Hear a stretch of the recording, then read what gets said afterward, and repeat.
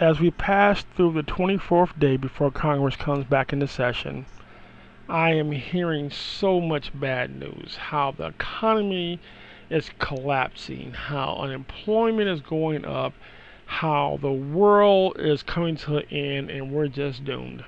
And for those of you out there who anxiety has taken over, let me give you some ease.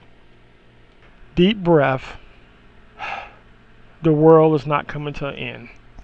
First, you put value on things that you own. Your car, your house. You put the value to that. You cherish the things or people around you. Your wife, your kids, your friends. And with that belief and drive in you, you will make things happen. The one thing through this whole unemployment that I knew is that no matter what, if they even denied me the unemployment extension, that somehow I would survive. Now, not that I wouldn't lose a lot. My home, my car, things that I've collected over the years, I would lose that stuff. And it was my hope and my belief that our government, with all the trillions of dollars they spend and all the bailouts that they did for so many greedy people in the banking and real estate industry, would set aside a portion of money to help the common person like me who has fallen victim to this emergency and help me through until I found a gainful employment, or help me to retrain, or let me at least have a roof over my head for me and my family. But I don't want anyone to get this twisted.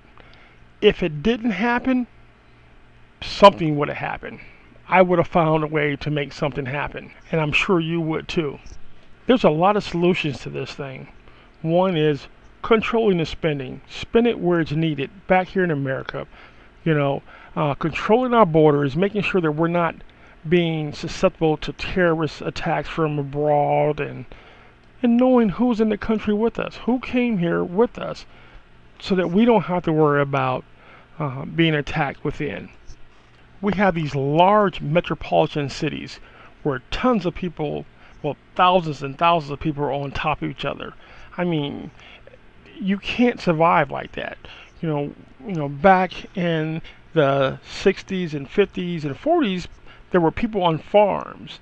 They grew their own vegetables, they grew their own, they raised their own animals, and depending on stores like Walmart and Winkle and all these major Raley stores and grocery stores, wasn't a big concern. My grandmother, bless her soul, went to the store once every Friday, and she purchased her soap and maybe some lard, but 90% of her living was already on her farm. She had her animals, she had her vegetables, and she was able to work in the city and make a very good living and retire very comfortably. So yes, the world as we know it could possibly change. Cities can't support mass amount of people on concrete. They just can't happen like that if they continue the route they're going now.